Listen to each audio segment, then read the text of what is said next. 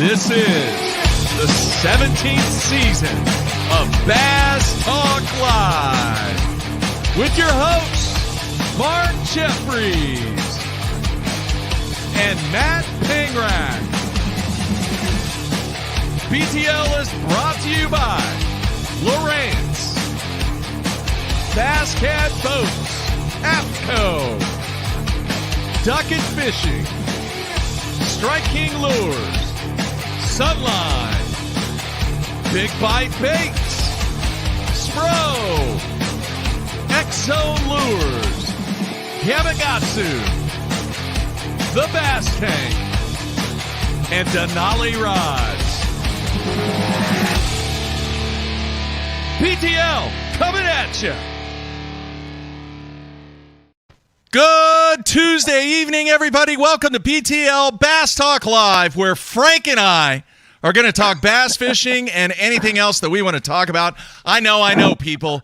You're expecting to see Matt right now. Well, I threw a Hail Mary because Matt is unavailable due to whatever reasons, technology or whatever.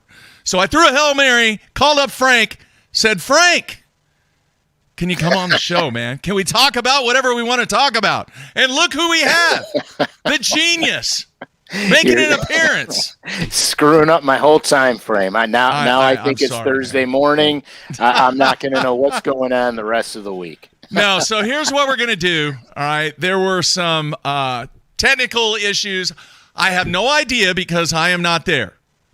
All right. But around 7 o'clock tonight, we tested and the technology did not work. Did not have internet service at where Matt is conferencing or media watching or participating, fishing, all that good stuff that he's doing up at La Crosse. Unable to get a connection. So I thought, man, I'm going to call Frank and we're going to have a good show tonight. We're going to open up the phone lines. We're going to do whatever we got to do to have a great BTL show, Frank. And it's going to be outstanding. All right. First things first, a very, very sad day. And I don't know if you knew this or not, Frank, but a couple people passing away. One in the fishing industry, been in the fishing industry for a long, long time.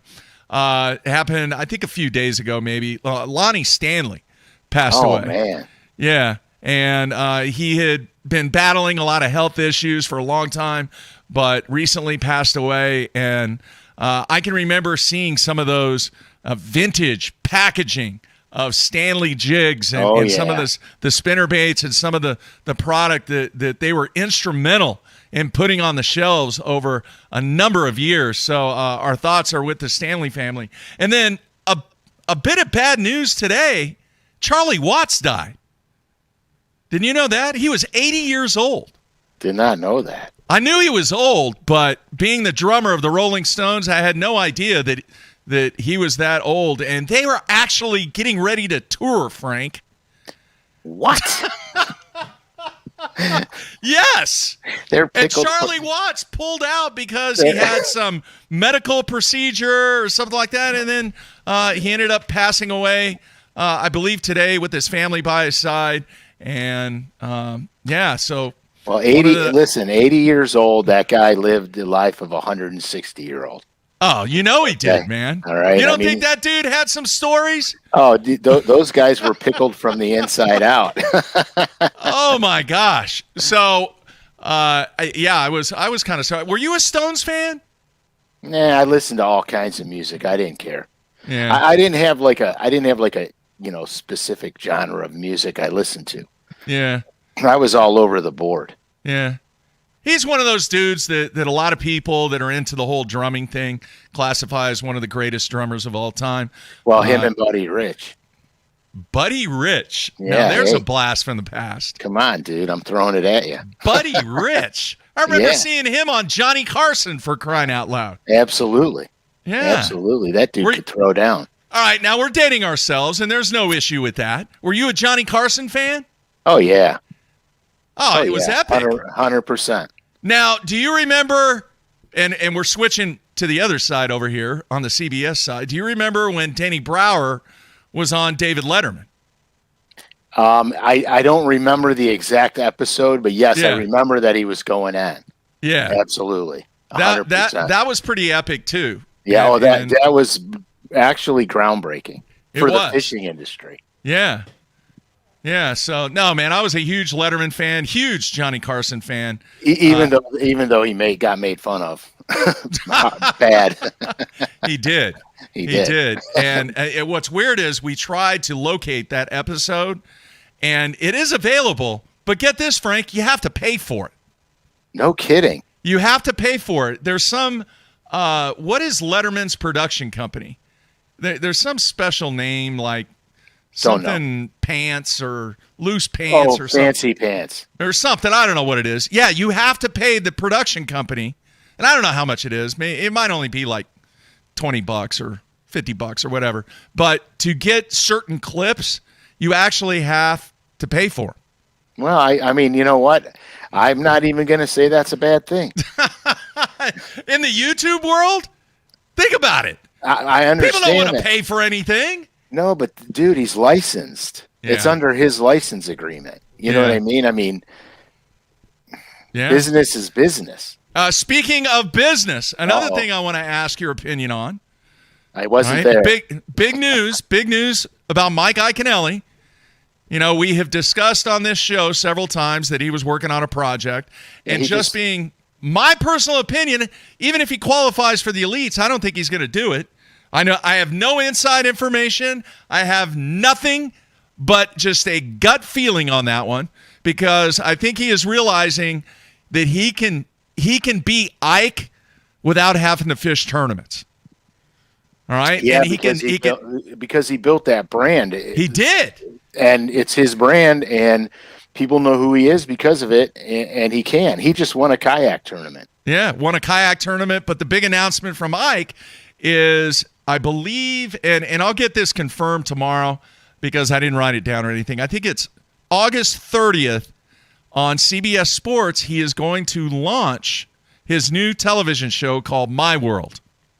And what he's doing, really cool concept, with a little bowling twist. And I'll get into that here in a minute. He is actually fishing with well-known athletes in different sports, but not only is he bringing these athletes into his world, he's going into theirs. He's going into their world. I hate if he fishes with a boxer.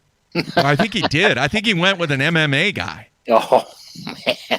Yeah, they would go easy on him. They wouldn't hurt that kid. I call him a kid. I call him a kid. We're all the same age. Yeah, we'll see. But he is doing a show with Kyle Troop, who is the reigning bowler of the year on the PBA Tour. And I saw a few clips kind of behind the scenes, and he actually teaches Ike how to bowl with two hands. Are you kidding? That's fantastic. You know what? Yeah. I wish for Mike, I wish nothing but the absolute best for that guy. Mm-hmm. Him and I had a lot of fun. He was a blast.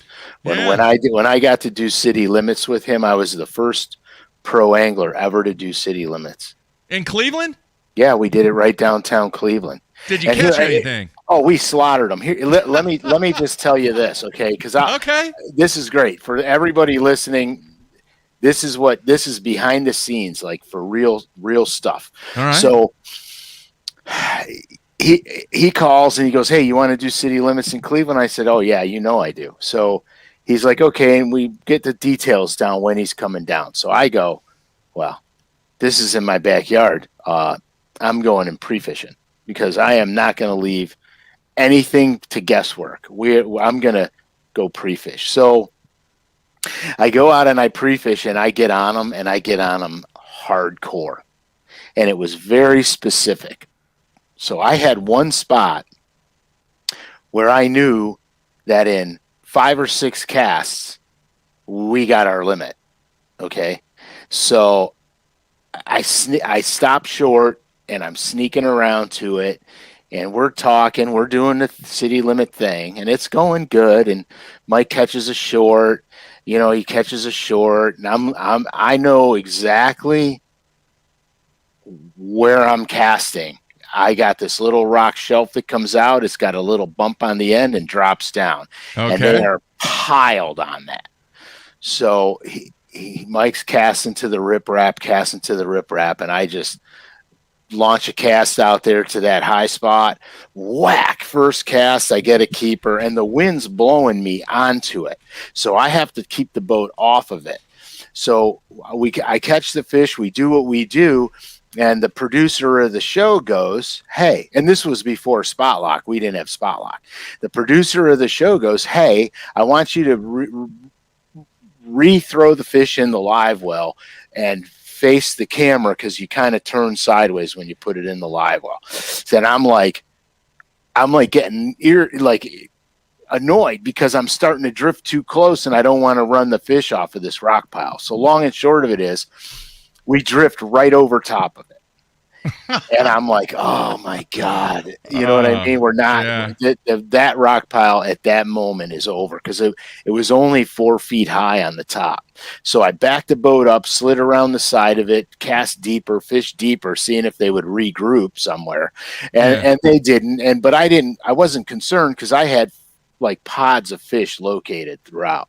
So we go do our thing, and every single time I would swing and miss, or I would get a bite and he'd pull my paddles off of I was using a yum trailer. He'd pull my paddles off the yum trailer. I'd have to put another trailer on. Mike would throw right in there and get them. Okay. Yeah. And so it looked like we faked it because it was like every time, dude, it was like a comedy. Every time I'd go and come up empty, Mike would throw right in there and catch it. Okay. So the long and short of it is I ran out of my trailers. So Mike had Berkeley Crazy Leg Chigger Craw. And so the little ones. And so I said, give me one of those, dude, because it was the right color. It was the right color trailer I was using. So he gives me one, I put it on, and we go whack, whack, whack, whack, whack. And we literally are like one fish away from closing the show, and we were barely out there. And the producer goes, I think we need to go somewhere else. Mm-hmm. And I'm like, what do you mean? He goes, yeah, let's go somewhere else. And I'm like, huh? you know, I mean, I know that in the next 10 feet, we got our double limit. We're done. You know what I mean? Yeah. So he goes, no, let's go. Can we go up the river? Could we go to the Rock and Roll Hall of Fame? Could we go here? Could we go? So I'm like, sure. So we're running all over the place. And of course, now we're just guessing. You know what I mean? Because I had all the fish located. So now we're guessing. So the long and short of it is we wind up going back at later on in the day. He goes, let's go back to where the fish are and it'll be good. So I go, okay, we run back. Well, all the conditions changed. Wind direction changed, weather changed, everything changed, and no go. Nothing. So I go, we got a Hail Mary shot. Speaking about Hail Marys, I said, we got a Hail Mary shot. I'm almost positive I can get a keeper out of the Rock and Roll Hall of Fame. We run over there. We're running out of time, and at the last minutes of the day, I catch a keeper, and we got the city limit thing, and it was a lot of fun. It was a real lot of fun. And Mike was just laughing. He goes, "You're gonna hate this guy." He told me straight up. He goes, "You're gonna hate this guy by the time the day's over." You know what I mean? It's like, redo this, redo that, redo. And then after the show's over, we narrate it. We would sit down in the chairs in the middle of downtown Cleveland, and we would literally, you talk in the present tense. Yeah. And they would voice everything over as the video is playing. It was actually really cool. It was a really cool way to see it, how it was done. And so it was so funny. I mean, Mike and I had a lot of inside personal jokes anyway, but it was real funny. I mean, if you guys, you could probably Google or YouTube the thing, City Limits, Downtown Cleveland with me. It's really a funny show. I mean, I don't know if he's still. I'm going to search for it right now. I don't know if that stuff is still out there because he had an issue because he didn't own the rights to it. Yeah, right. I know it became really ugly. Right, but I think it is out there. I'm checking right now. I'm almost sure of it actually, because my cameraman called me. He's on vacation right now, and he called me from wherever the heck he is, and he's like, "Man, I just watched you and Ike in City Limits." He goes, "That is so funny." I go, "Where'd you see that?" You know what I mean? And he told me he YouTubed it, and it came up. Yeah, they're out there. They're out there. I'm looking for the one. Let's see here. It's there. I'm looking. I'm trying to find it. All right, I'll keep looking here. And anyway, so I did a show with Zona too. I don't remember what was Mark's show called. The first one he was doing. This one's Mark Zona, the greatest fishing show ever. Is it, I don't. Did he ever change the name? Yeah, because this one's like world's greatest fishing show or something. Yeah, I don't know. I don't remember. But I did one with Mark, and that guy is the funniest human being on the face of the earth. Oh, he is. Like I hurt. I didn't hurt from fishing. I hurt from laughing so hard. I mean, I was literally crying half the day. He is the funniest human being on earth and one of the nicest guys in the industry. Dude, I can't find it. I've got all these on here that I'm looking at. Let's see here. I got Chicago. I got Philadelphia. I got the sewers of Philadelphia, Sacramento, Seattle, St. Louis, Nashville. They took me off for being too good a player. Oh, is it Lake Erie? It's Lake Erie. Yeah. Huh. Don't watch it now. I got to see what this is all about, man. Hang on. Let me. I don't even remember. Did I have hair then? I don't even remember. I'm gonna look at this real quick and see. Oh man, he had aerials. Oh yeah, they got canned footage from Cleveland. Oh, is that what it was? Yeah, and edited it in. Yeah. Okay, let's see here. Made the whole. Man, he looks young. Oh, dude, him. Throw me a freaking bone here. I haven't. Oh, look at you! Look at you! Look at Uncle Frank! Oh my gosh! Oh, this is epic, dude! It's not even normal size. It's like miniature. It's like old SD version. Well, yeah, because I mean, what was it, VCR back then? I don't know. He was interviewing people in Cleveland too. Oh yeah, we were randomly, dude, and some of the people were so funny. Really? Yeah, they were so funny, man. Okay, I'm gonna have to get some of this queued up for tomorrow. That's something that we'll do tomorrow. All right. And folks, I'm gonna tell you already, tomorrow we had Matt scheduled to be live from the water, and because of the lack of technology, Frank is gonna pinch hit in the morning. But what's gonna be cool is we're gonna have a second guest on also, if he doesn't have any technology issues. We're gonna have Jonathan Van Dam on, and I'm just gonna sit back and let you guys tell stories. And they will be funny. They will be good stories. But I will get some of this video queued up to where we can see Uncle Frank. Did you interview, or was that all Mike? No, Mike did all the interviews. I was just there. Dude, you are looking very nice. I was a dapper kind of guy. Yeah. All right. I was a dapper dude. We'll have that queued up for tomorrow. So good stuff.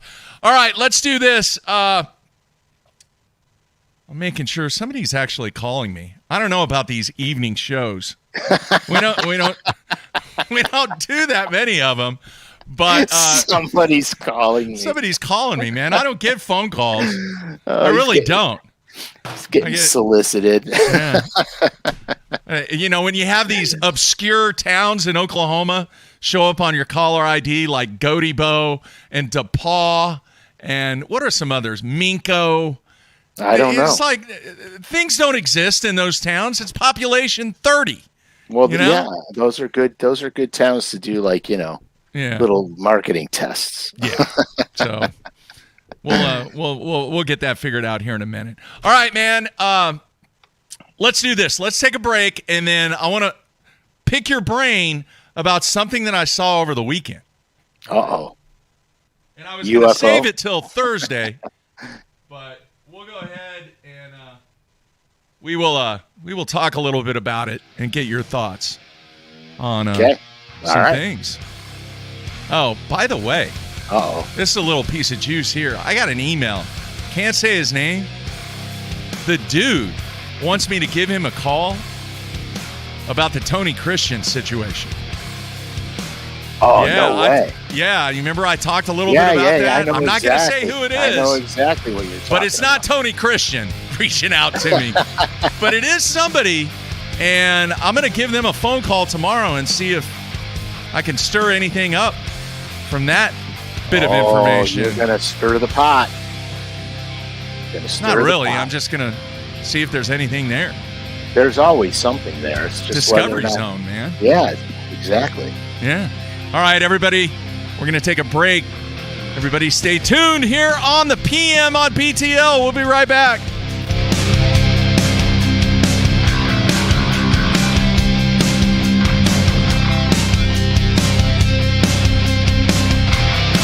Elite FS puts the full range of Lowrance fish finding tools at your fingertips. Find fish with active imaging 3-in-1 with Fish Reveal. Target fish with active target live sonar and watch fish react to your lure as it happens. Built-in C-Map Contour Plus charts make it easy to find key fishing areas. But best-in-class charts and powerful sonar is only the beginning. It's easy to build your fully networked FS system. From sonar and waypoint sharing to controlling the Ghost trolling motor and power pulls. Lowrance Elite FS. Targeting fish just got easier.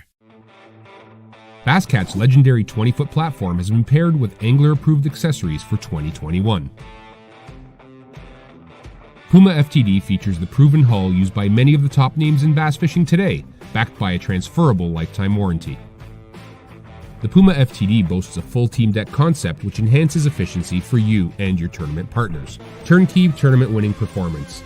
The Puma FTD SP from Basscat.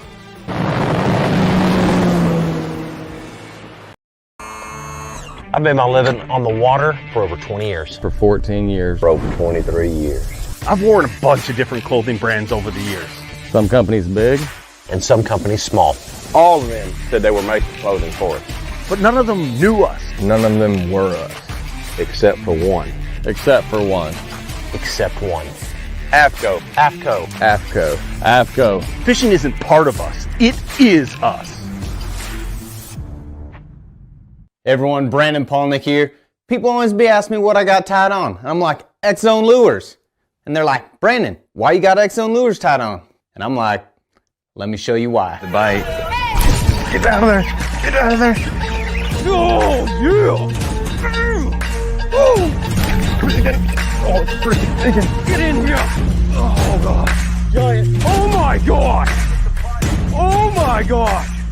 I think you get the point. There's one. You know what works. Now you need a bunch of them so you don't run out on your next fishing trip. The Big Bite Pro Packs feature 25 baits per pack at a price far below that of having to buy 5 packs of regular baits. Now the Pro Pack has a big brother, the Mega Pack. The Mega Pack features 100 of your favorite baits. With these, one bag is usually plenty to get through the day. It helps me stay organized, helps me save money, helps me catch more fish. All of us on the Pro Tournament Trail use Gamakatsu hooks. Why? Because they are absolutely the best. It's not about how many bites you get. It's how many you put in the boat. Gamakatsu makes hooks for every fishing style. We didn't come this far to lose fish. Did you? For more information, visit gamakatsu.com.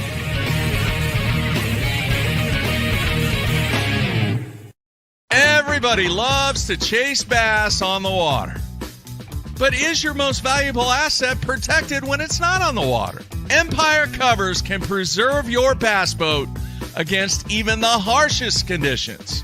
When the storm is coming, that bass boat needs to be protected. Check out EmpireCovers.com for all your cover needs. Empire Covers is the ultimate solution when it comes to protecting that asset. Empire Covers is the ultimate solution in easy protection for your truck, for your boat, for your car, anything that needs to be protected from the elements.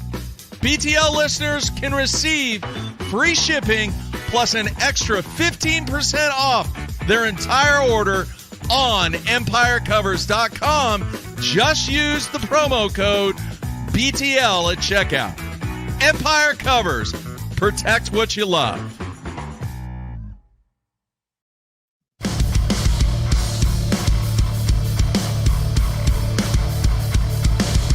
All right, we are back on a Tuesday evening. In case you were wondering, no, that is not Matt Pangrak.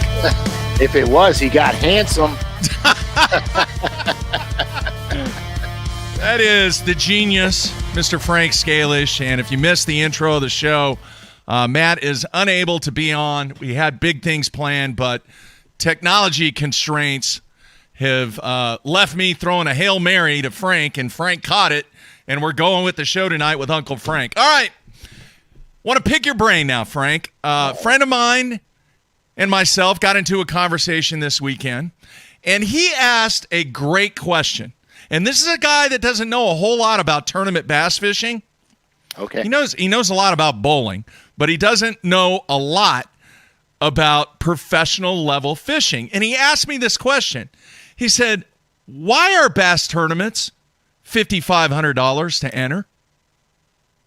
And I sat back and I thought, I never really thought about that. Why is that? Why is the professional level at such a high entry fee, Frank? So the payouts are higher, so they attract more attention. Bass guys want to fish for real money. A lot of the money that we fish for is our own.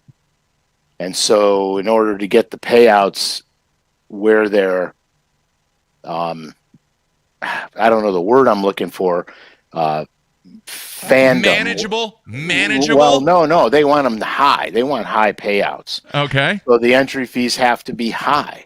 I've had a little gripe about the entry fees from day one, because I'm like, if you are fishing at the elite level, yeah, and you're supposed to be a paid professional, yeah, then why are we paying to play? Yeah, but it's a good point. I guess golfers do, don't they? No. See?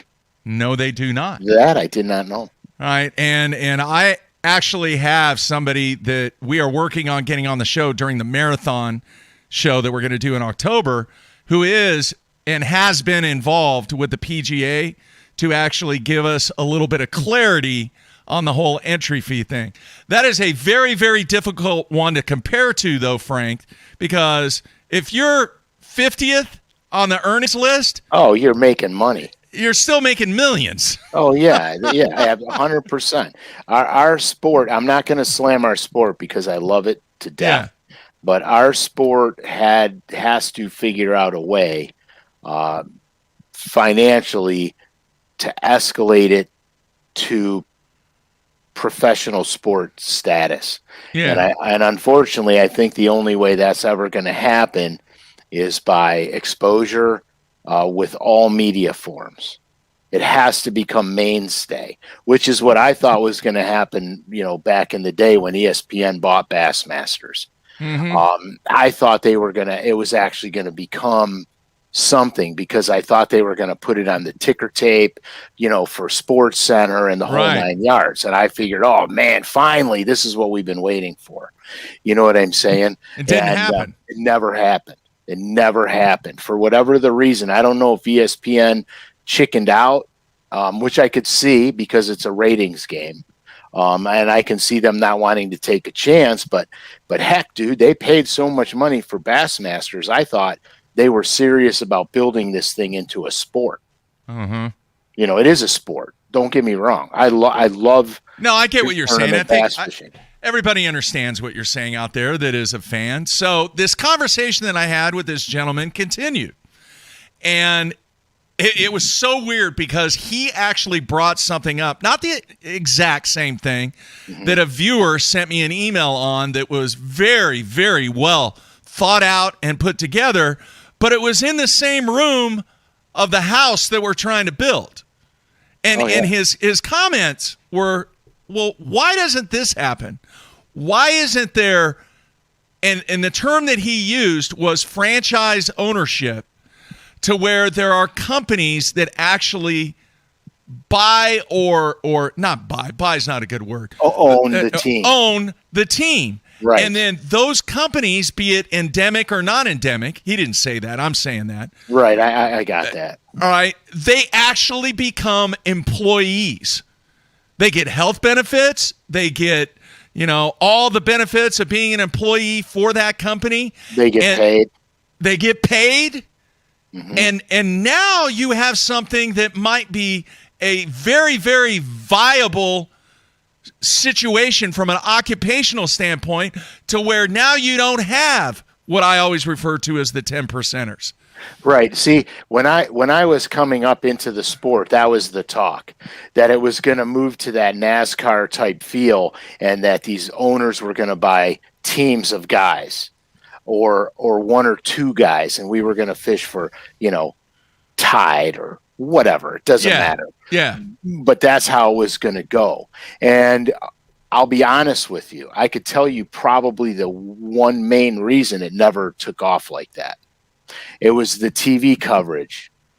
It was absolutely 100% the TV coverage. Really? And I'll tell you why. When you watch a NASCAR event, you see most of the cars the entire time, unless they wreck and get out, driving around the track. Yeah. They got exposure for the entire race. Yeah. What happens with bass fishing is your exposure's coming in the top 5, top 10, mostly the top 5 guys are getting all the coverage. At least back then. Back then it was that way. Right. It's a little different now because of social media, which is actually more beneficial to the angler. But back then, if you weren't in the top 5, you didn't get the coverage. And here, I'll give you a perfect example. My first season on the Elite Tour, I took a couple checks, and then we went to the Red River. And at the Red River, I think I was in 7th place. And they had 8 cameras. Okay. Wow. Roland was in 12th or 10th.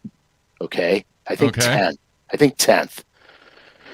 So they said at the meeting going into the final day, hey, I need all the guys in the top, 8. You're going to come up, you're going to get your cameras put on, and they're going to rig your boats up and everything. So I go there, and they came to me. It was my rookie season, so essentially I was a nobody, even though it would have been a good story. I was a nobody, and they said, Scalish, don't worry about it. We're going to mic up Roland and do things with Roland. Tell us where you're going to be in case something goes wrong. We could come and find you. And I started laughing. I said, you ain't never getting where I am. Because there's no way they were going where I was going. Right. The stuff that I had to run through to get to where I was at, they were not coming there. And so I never got the camera. You know what I mean? Yeah. And that's just the way it went. But that was the problem. That's why that NASCAR format was never going to play. Mm-hmm. And the other thing is some of the rules, now they're trying to mandate a 3-year qualification for the elites. When I was doing it, it was 1 season in and out. Yeah. You're either in or out. And the season that I qualified for the elites in my first go around, and then they had increased the entry fees, increased the amount of tournaments, and we had a long stint in California. And I said, I'm not going to California. I'm not driving all the way to California and spending all that time out there and all that money. And I didn't go, and then I fell right back out of the elites. And then fished my way back in them again. And then, with the sponsors and everything, my title sponsor changed hands. Yeah. The guys I worked with over there at OSI, I love them to death. I love them to this day. The company changed hands, and then things got real tricky to negotiate for the sponsorship. And then, 2009, I made another classic, won Angler of the Year in the Northern Opens. And things, the money that I was supposed to get never took place. It never materialized. And I said, I'm not doing this for this. I'll see ya. And I bailed because at the end of the day, I had 4 kids, a wife, and stuff. I had responsibilities, and I wasn't going to put my family in that kind of jeopardy. I did in the beginning. I absolutely did in the beginning. I sacrificed everything I had to get there. And then after 11 years of going up and down, battling it out, being on top, being on the bottom, you know how fishing can go. Yeah. You know, what nobody knows about is, you know, running down the lake, hitting a submerged telephone pole, and I split my boat in half and never made a cast, and I missed 2 tournaments because of it. You know what I mean? That's the stuff people don't see or hear about, but it all costs money. So I said, you know what? I've been doing this long enough now. My sponsorship package was good enough. This is a step backwards that I am not willing to take, and that's why I stopped fishing. Or I would have still been competing to this day. That's how much I love the sport. But I'm not sacrificing my family for that. No, I get it, man. I get it. And the interesting conversation that I had with this gentleman is, like I said, he doesn't know a whole lot about professional fishing. And he was asking some really, really good questions. So we got into the discussion, of which I've mentioned this on the show many times, and the fans have said, yeah, I'd watch that, or there's no way on this God's green earth that I'm going to watch that. Is, think about this. Let's take a company like, I'm trying to think somebody that's not in the fishing biz. Let's do, I got food on the brain. I want to do a food place. You can't even taste food. I know. Good point. Let's do Jack in the Box. How about that? All right. Do you have Jack in the Box in Cleveland? Absolutely not. All right. But you've seen a Jack in the Box. I know exactly what they are. I've been all over this country. Okay. Let's say that Jack in the Box wants to put a 6-angler team together. Forget about all the Toyota stuff and all this other stuff that comes. I'm with you. I'm following. Jack in the Box goes to Bass and say, hey, look, all right, we're going to put together 6 guys. They're all on the Elite Series right now. But here's the deal. We want to put cameras, which you can do now, technology-wise. Yeah. We want a camera in their boat the entire time that they're fishing. The entire time. So now, if people want to watch the Jack in the Box team, all they got to do is click on that icon or that little screenshot or whatever, and they're going to see John Smith and what John Smith is doing during qualifying, and then if he makes the cut, he can make the cut. And you know what? If you let us do this, Bass, we're going to become a nice sponsor of the Bassmaster Elite Series. Right. Well, it was all going down theoretically. It was all going to happen. When ESPN bought the thing, that's where most of the guys thought this was going. But the technology wasn't available. Now it is, Frank. It was not available then. Yeah. But you're 100% right. Now it's a different world now. Yeah. And I don't know if it's as sexy as it was back then. Okay, then let me throw another bonus thing in there. Because now, let's say if you're part of that Jack in the Box team, corporate calls you up and says, hey, man, we got this guy over at Coca-Cola, and he's one of our best suppliers, all right, for this distribution outlet in this region of the country. We want you to take him out. He likes bass fishing. He likes to fish a little bit. We want you to take him out. So now it turns into not only are you tournament fishing, but now you are utilizing the resources that you have by being an employee of Jack in the Box, but at the same time, you have a presence as being a top professional on the Bassmaster Elite Series. Oh, dude, listen, when OSI sponsored me, that's exactly what I did. I went out with the buyers of the big box stores. I entertained their clients, their best clients and their worst clients, because you can't alienate, and you have to treat the best clients like they're the best clients, and the clients that are not as good, you have to treat them the same way, so they have that sense of feeling that this company really cares. So I always did that stuff. Before events, I would take people out after events, unless we had back-to-back events. If we had back-to-back events, it was tough I couldn't take them after the first event because I had to leave to go to the next one. Right. But I did this all over the country, and I met some amazing people doing that. Some really amazing people, and had some really good stories and really good times doing that. But I had the original guys at OSI that I worked with were so fantastic with the marketing game that I'm not going to mention sponsor names here, okay? Mm-hmm. But what happened was I had a sponsor that said, when you do, photo shoots, you have to have only our logo on it.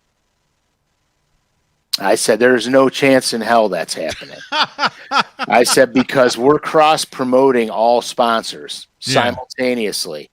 And they're like, and it was an industry sponsor, and they're like, well, come on, you got to just, focus on us. We're doing this, we're doing that. I said, whoa, time out. I said, do you want to be on 1 million packages in Home Depot and Lowe's and everywhere else? Yeah. Well, yeah. I said, well, then we cross promote, or we don't do it. I'll take you off my stuff. It's that easy, because it's more beneficial if you promote my non-endemic sponsor and they promote you in the process. You're actually going to get more benefit from it because they're doing way more marketing than you guys are. Mm-hmm. So I wound up getting my whole sponsor package. We all cross promoted everything.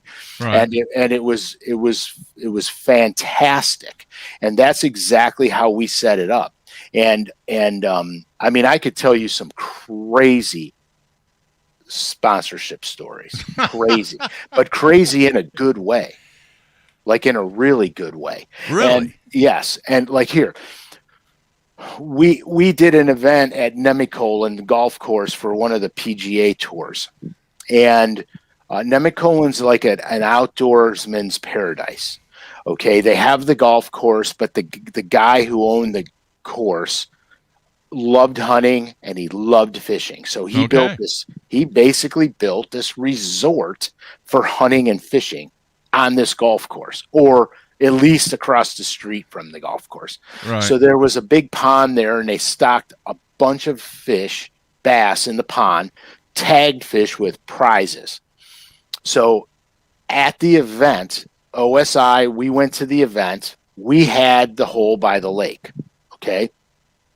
So I set the truck and the boat up by the lake, and my gig at that time, anybody who came down that wanted to participate in the fishing adventure, because if you catch a tag bass, you win a prize.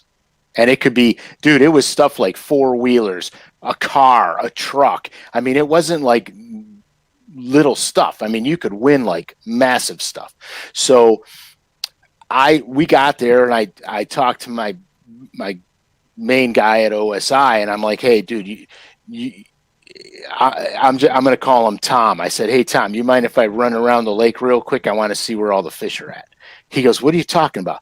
I go, dude, I could find where all them tag fish are at. And then if we have a customer or something that comes by that's important, I can let them catch a tag fish. I'll know where they're at in the lake. He goes, go for it. So I run down to the lake. I got a wacky rig dinger on, because it's the easiest thing I can fish fast with. So I throw the wacky rig out there, boom, boom, boom. I start catching them, no tags. I keep on motoring. And I come to this one spot. I catch a tagged one. I catch another tagged one. I'm like, I know exactly where they're at. End of story. So what would happen was, when people would come down and they would want to participate in this, if it was a little kid or a mentally handicapped kid, I took them right to the tag fish, dude, and let them catch That's them. Awesome. Yeah, dude. I have a soft spot in my heart for the handicap, and so anyone that came to me that had an impairment, dude, I was I'm like, come on. You know what I mean? And I go right to, oh, you got him. Yeah, good. Oh, here, go take this in and get your prize. You know what I mean? And they'd be like, oh my God. So anyway, so that goes on. Well, I see the ESPN camera crew truck there. So I tell my guy at OSI, I said, hey dude, I'm going to be right back. He goes, where are you going? I go, I want to run and see the ESPN truck, see if there's any camera guys that I might know from, you know, from Bassmaster. Well, sure than crap, dude. I walk in there and there's like 3 of them in there. They're like, Scalish, what are you doing here? I go, oh my God, you guys. And so I tell them what's going on and stuff. I go, hey, you know, when you pan the golf course before commercial breaks and stuff?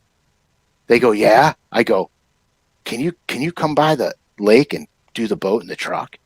They go, oh yeah, we'll be there in a minute. You know what I mean? Minute nice. flat. So I run back to the truck and boat, and I go, hey Tom, they're gonna come by. They're gonna come by and they're gonna film this stuff for a commercial break. He goes, shut up. They're not gonna do that, dude. Like that. Really? Oh yeah, they were. We had so much fun. We trusted each other. Yeah. We had such a good relation. We trusted each other. If I said I can make it happen, I made it happen. If they said they could make it happen, they made it happen. It was one of the best experiences of my life. I miss those guys so much. I can't even tell you. Mm-hmm. And I'm actually friends with the owners of OSI. I'm really good friends with his son. He's in the Major League Baseball program, and him and I fish every time he comes in town. You know, he obviously plays baseball, so he can't. Right. He's not here all the time. Right.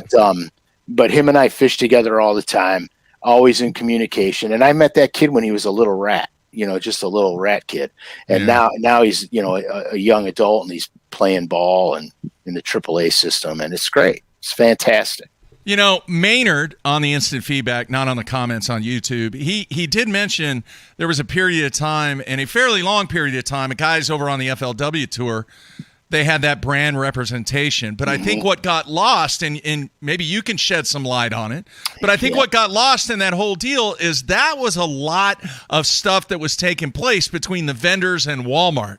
You darn right it was. That was about end cap space. The deals that got done with those guys was, okay, it's going to cost you X amount of dollars if you want that end cap space. And by the way, you're going to have to pay for these guys to be part of your team.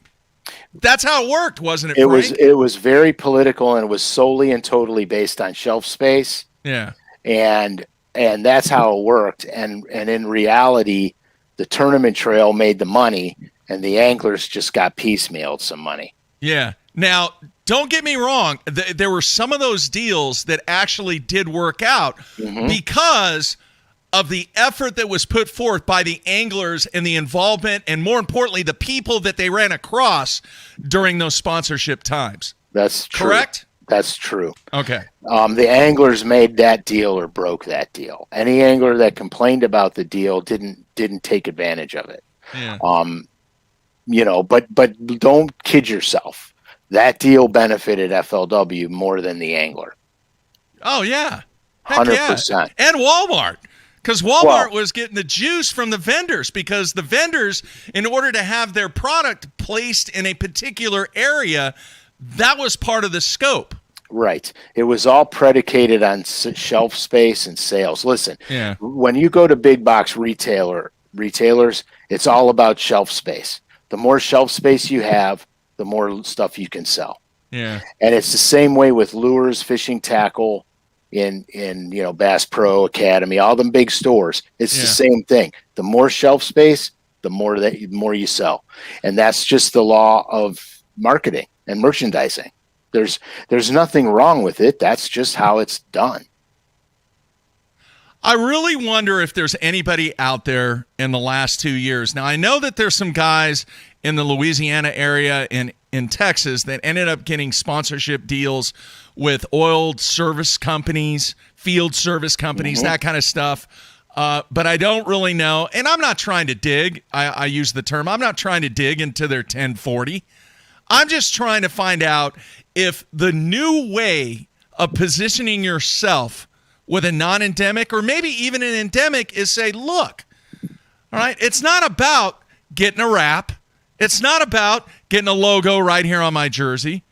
All right, I want to help you sell product, but it has nothing to do with fishing. That's 100% right, dude. Listen, all you are to that company is a form of marketing. And if you think they're sponsoring you because you could catch a fish, you're 100% wrong. It's all predicated on how you can do what you can do marketing wise for them. And that's the bottom line. These companies, it's all about cost per thousand. How much money do I got to pay you, Mark, to reach 1,000 people? Yeah. That's what it comes down to. These big companies like that base everything on cost per thousands. They do it today too. It's a little trickier with the social media aspect, but the social media aspect offers something that regular TV, radio, and stuff can't. Yeah. Their statistical breakdown is finite. It's like a rifle shot through a scope. I get it. They can tell you everything. If you say the wrong word, they can tell you how many people drop out of watching your video or watching you on TV. Yeah, they can tell you everything. Hey, every time you wear that pink shirt, you lose 40 viewers. Don't wear that pink shirt anymore. I mean, it's unbelievable. And they can't do that with regular TV. You can't do that with radio. Okay. Yeah. And so this social media marketing stuff has data that if was available to me back in the day with the TV and the radio stuff, I would have been a superhero. Yeah. Because I know exactly what to do with that stuff. All right, two things real quick. I want to put this comment up from Gary. Great topic, but with all the millions of people in California, somebody needs to teach them how to get to fishing out west. Come on, Mark. Dude, are you absolutely nuts? I am all about the West Coast. I'm from the West Coast. I have said on this show for a zillion years that that's where you have the most people that don't know anything about our game. Once every 3 years, they should go to the West Coast. The comeback then is, hey, Mark, every time we go out there, they don't support it. Well, I know what I saw when we went to Stockton, California. Dude, when we were at the Delta and Clear Lake, it was a madhouse. I know what happened out there. It was so much fun. And you know, some people out there like to make the claim that, Stockton had to file for bankruptcy as a municipality. They're not going to come. Every time we have a tournament out there, we don't get any entries. Look, folks, it's how you build it up. It's how you build the anticipation. It's not putting something out there that is an every year event. You got to build up, and you have to give the people on the West Coast an opportunity to showcase what they have out there. So then what you're saying is it's marketing. You're dead on, Frank. Yeah, you're dead on. All right. The second thing real quick. So I have always been a huge proponent of at least every 3-4 years, you got to go out there.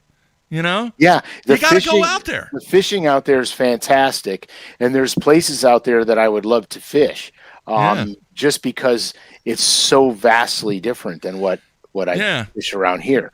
I love new bodies of water. The first year I didn't go to California was more of a money thing than anything. But the second time I went to California, I was on the road for 4 straight months. And I spent a lot of time in California, and the fishing was fantastic. It was an awesome, awesome experience. And the people out there were beautiful. Yeah. All right. Now we know, and if I'm wrong on this, I'm sure the fans will tell me. I'm sure you'll tell me because you're the genius. Oh, God. But think about this. All right. We have all these collegiate anglers out there now. And what I'm curious is for the small percentage, and it is a small percentage, for the small percentage of college anglers that graduate, that get their degree, how many of those truly want to continue a professional career and try and achieve getting a spot on one of the tours that are available?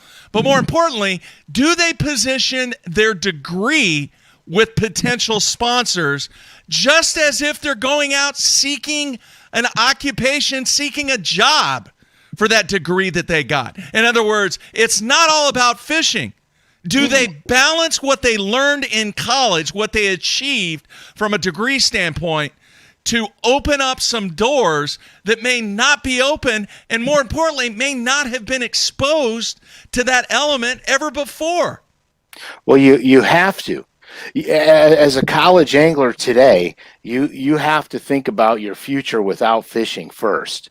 If you're very fortunate, you can pick a career path through college that you can excel and sashay your way through the fishing industry.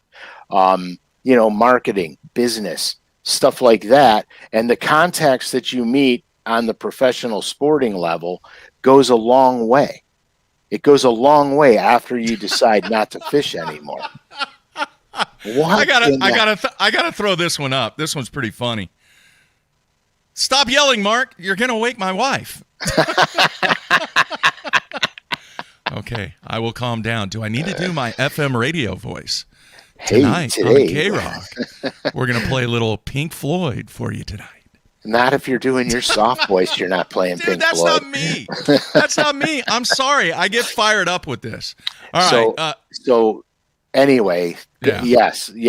If you're a smart young kid, you will position yourself in life to make it without a career in bass fishing, but also utilize that. You need to utilize that. All right. Well, that's 100% accurate. I had no earthly idea where my advertising and marketing was going to take me when I started fishing professionally.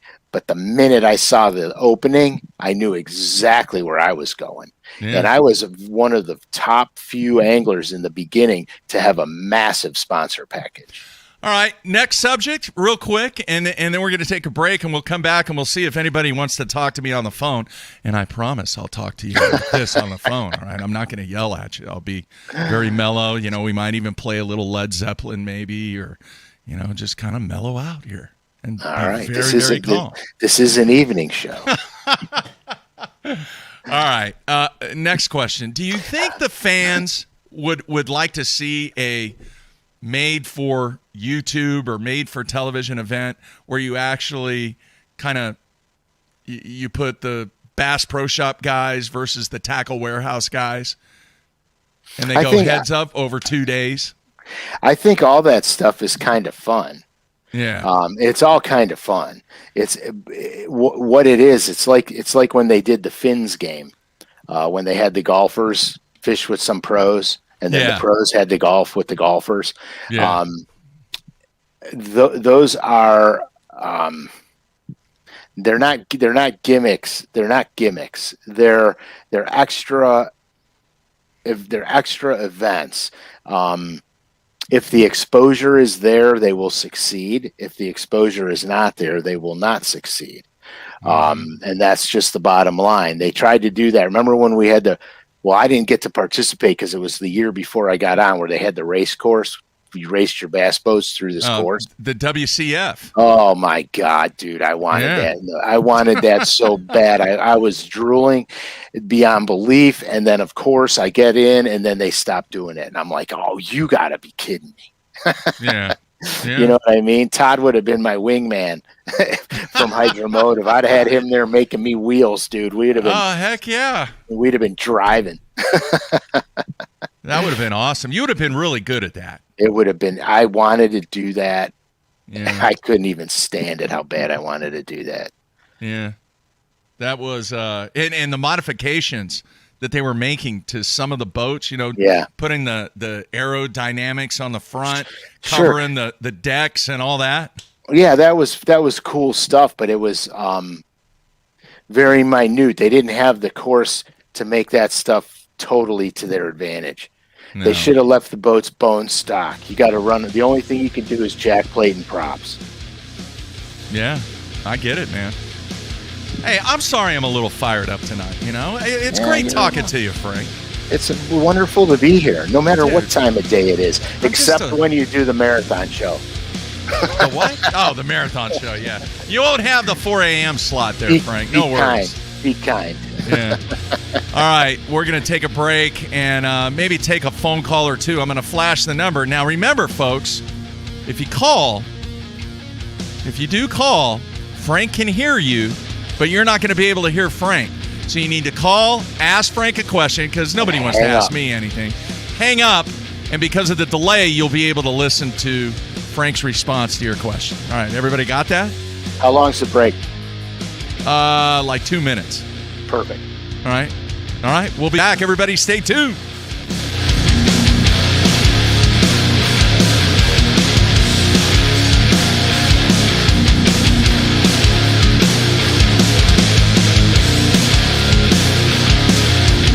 Let's face it, fishing electronics are no longer an afterthought. They've become a necessity. And at the Bass Tank, our experts match you with the right electronics, provide professional installation, and educate you to help maximize your catching results while providing support along the way. Because let's be honest, it's about catching, not just fishing. And when you're ready for better results, join the Bass Tank team. Visit us today on Facebook or go to thebasstank.com. Preparation is key to success. And that preparation starts well before you ever hit the water. You're only as strong as your connection to the fish, and your line is that critical connection. Confidence in your line every minute, every day on the water is a necessity, and failure, it's not an option. Sunline makes the fluorocarbon, nylon, and braided lines to give you the strength to guarantee your confidence. There's one. You know what works.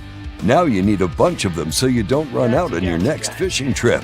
The Big Bite Pro Packs feature 25 baits per pack at a price far below that of having to buy 5 packs of regular baits. Now the Pro Pack has a big brother, the Mega Pack. The Mega Pack features 100 of your favorite baits. With these, one bag is usually plenty to get through the day. It helps me stay organized, helps me save money, helps me catch more fish. All of us on the Pro Tournament Trail use Gamakatsu hooks. Why? Because they are absolutely the best. It's not about how many bites you get.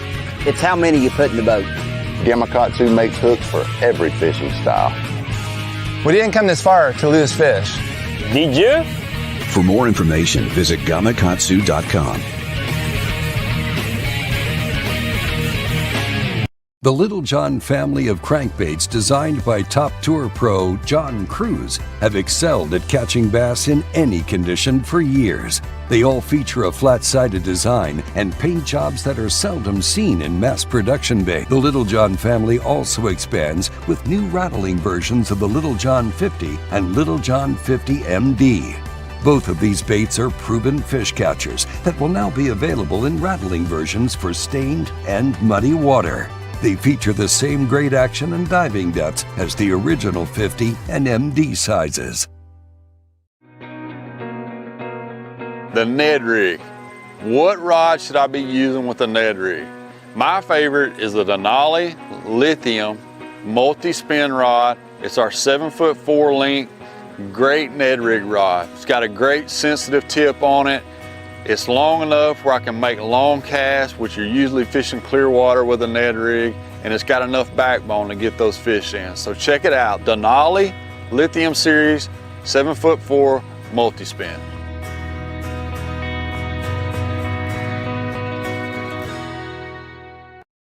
Pro-inspired, pro-designed, tested and proven by legends on the water. Dominating the tournament trail for over 50 years.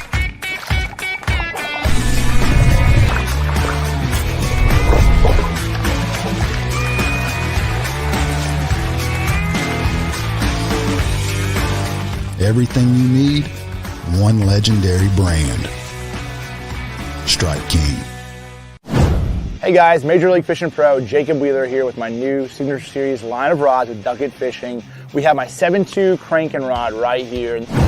Crankbaits can be very fickle, and having the right, having a lot of tip can be too much, and having not enough tip can, lose a lot of fish. So you really got to be careful. If there's one or two techniques that I'm really adamant about having the perfect action as a crankbait, especially like the square bill, IDT6, those medium running crankbaits in the springtime when those fish's mouth are pretty tough. That's when I'm really on top of having my actions just perfect.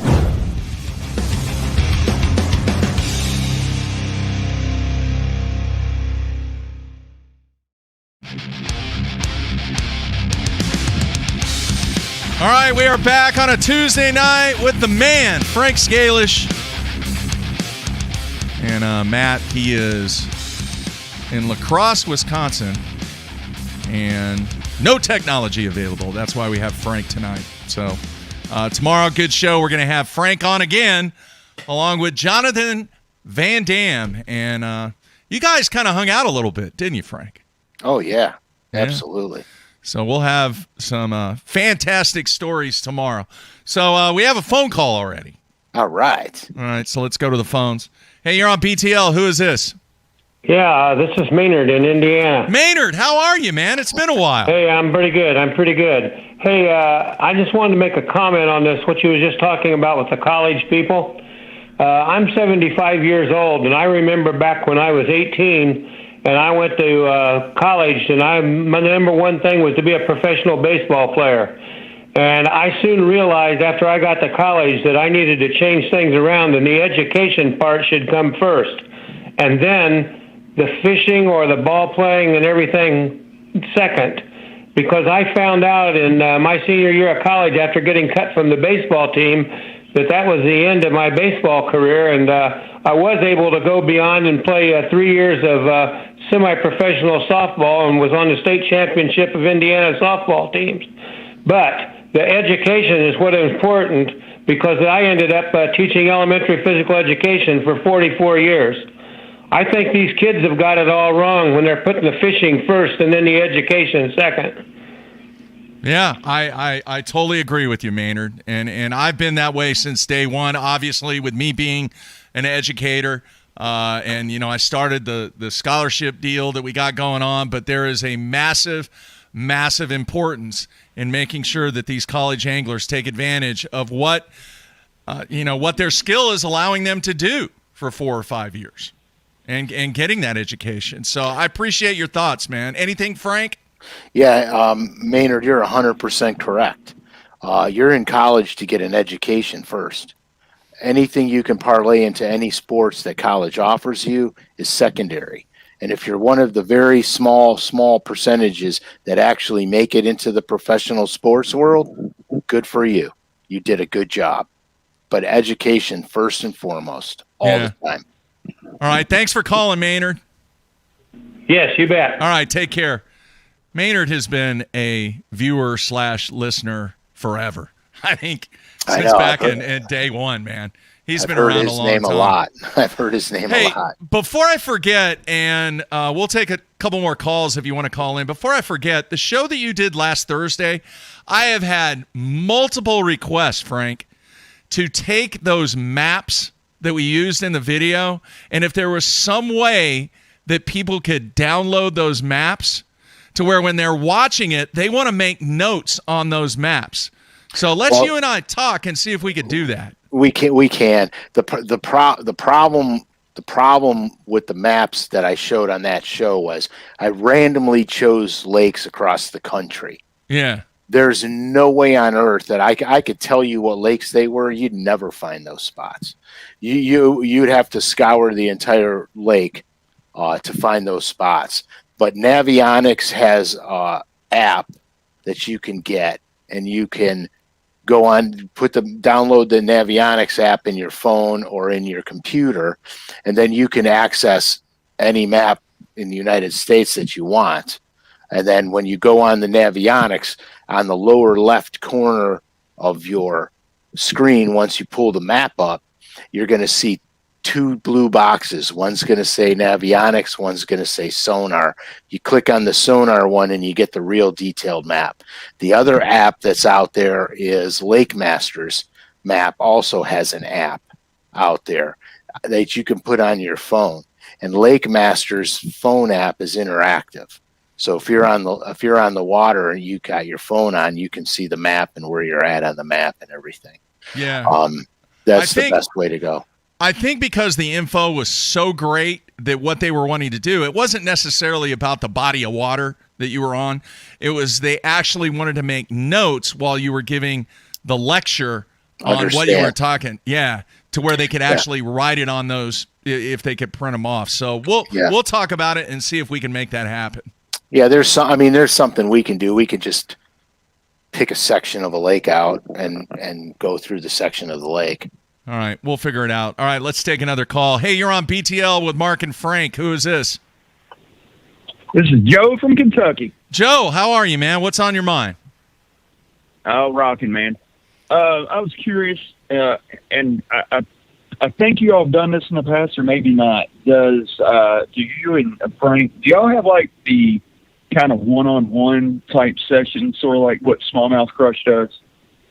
I can't remember his name, the Smallmouth Crush dude, where, it's recorded. You can go back and watch it. You can ask questions, but it's a paid service, shall we say? Yeah, I mean that's what we're doing with Frank right now. We're doing the locker room. We're doing the locker room, and it's one-on-one. I'm sorry, say that again. It's called.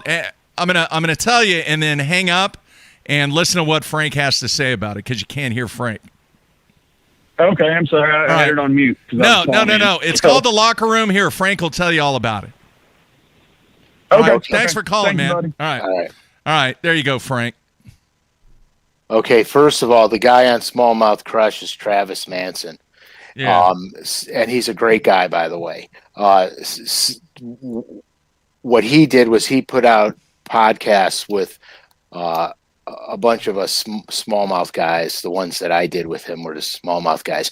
And he interviewed a bunch of smallmouth guys from across the country, and he put out these podcasts. What we're doing is actual live one-on-one, like you see it here on BTL, where Mark is on one side, I'm on the other side.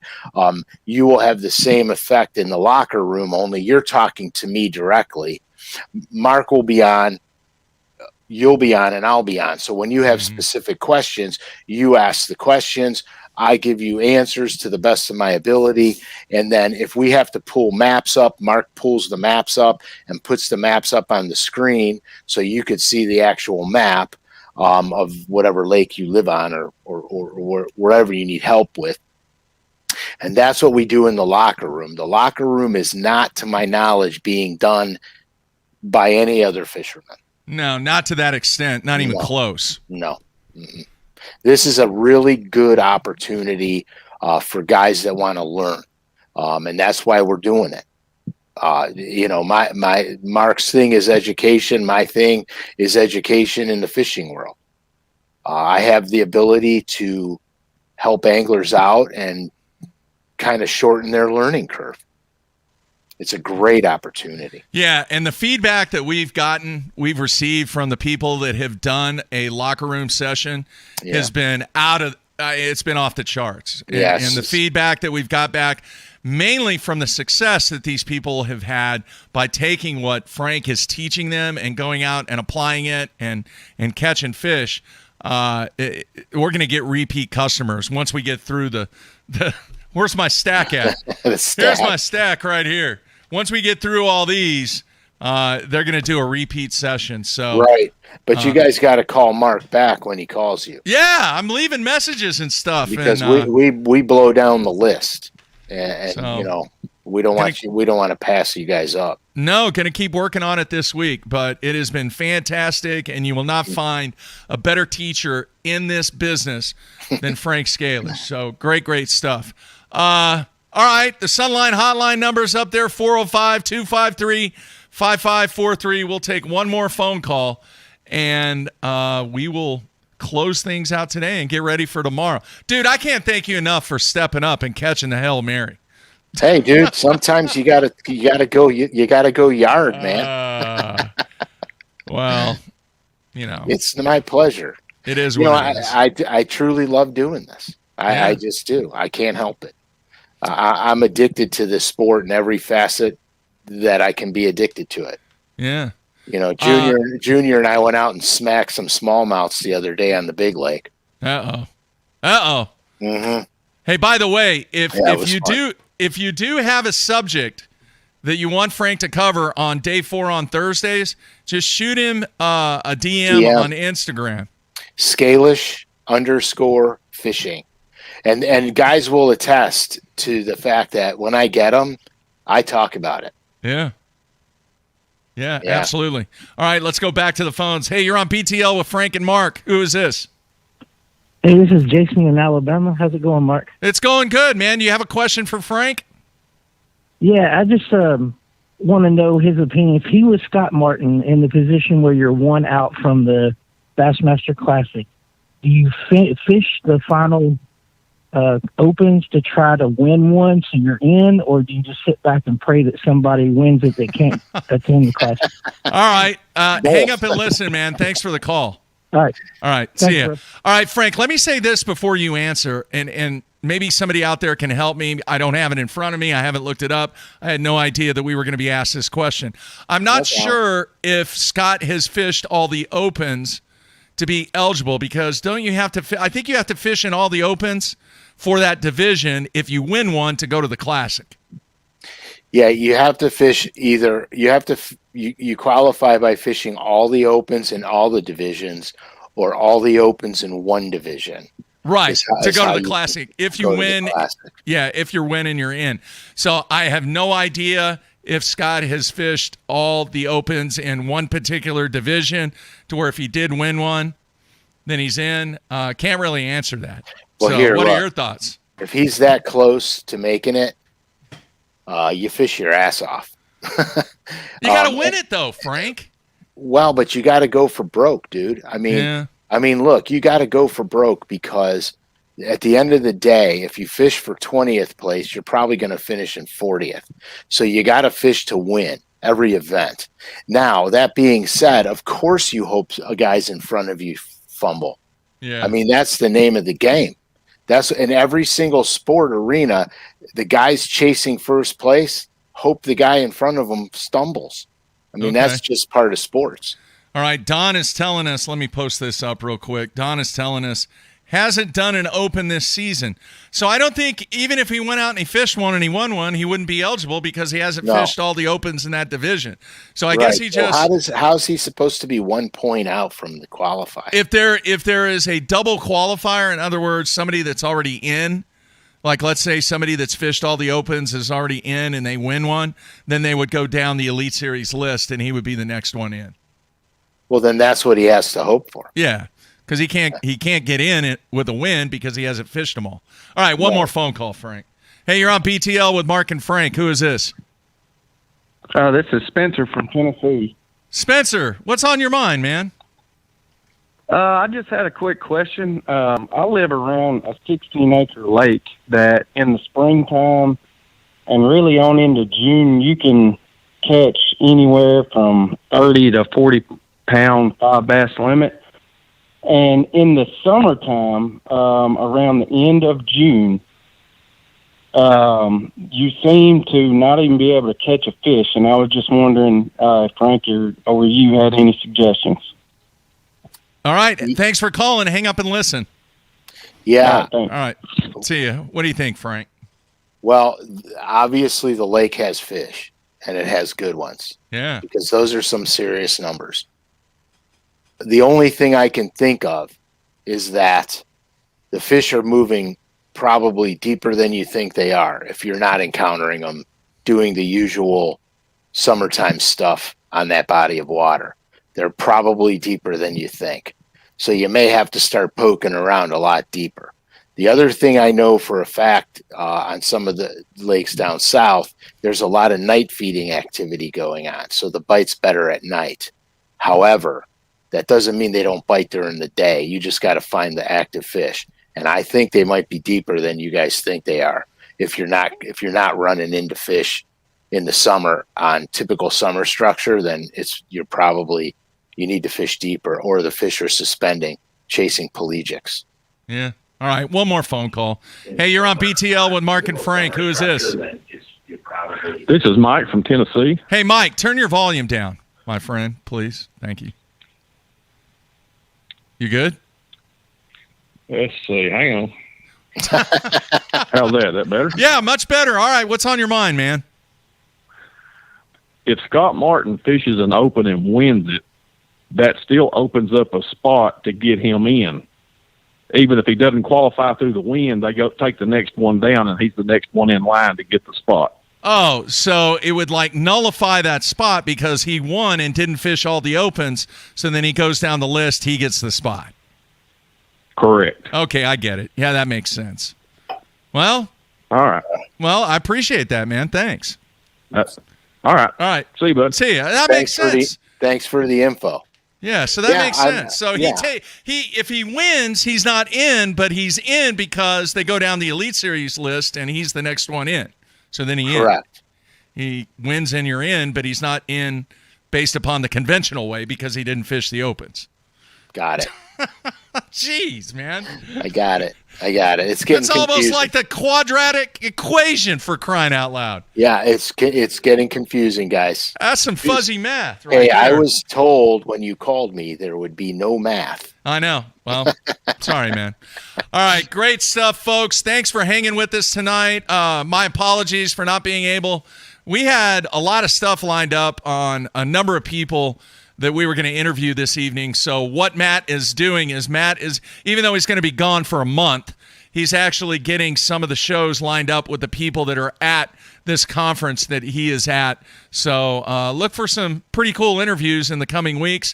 And then I will be setting up stuff for another guest host. Bo's going to make another appearance. Frank's going to make another appearance besides his Day 4 stuff. And this has been a really, really cool show. And, Frank, I appreciate the conversation. I know I go off on tangents sometimes, but it's only because I care, man. Dude, it's your personality.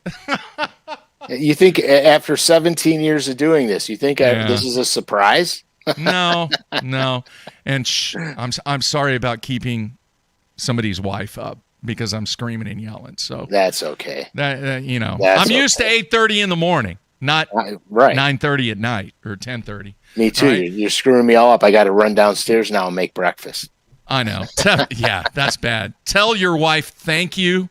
Thank you for pulling you away from a little Frank wife time there. So greatly appreciate it. I know the fans definitely appreciate you taking time out to catch the Hail Mary. And then tomorrow, Frank and Jonathan Van Dam telling stories in the morning along with myself. I'm just going to sit back and listen. That's all I'm going to do. Me and John Boy. I might just sit back and listen. I might make John do the whole show. Well, unless we have some technology issues with Jonathan, that's the plan. If we do, then, hey, it's just going to be me and you again, Frank, and we'll stir something else up to talk about. That's easy. That's easy peasy. All right. Great stuff. Thank you, fans. Love the participation. Love the phone calls. We'll do it again tomorrow at the usual time, 8:30 a.m. Central Time. Frank, have a good evening. What remains of the evening, and we will talk to you in the morning. That's it, folks. We're out of here.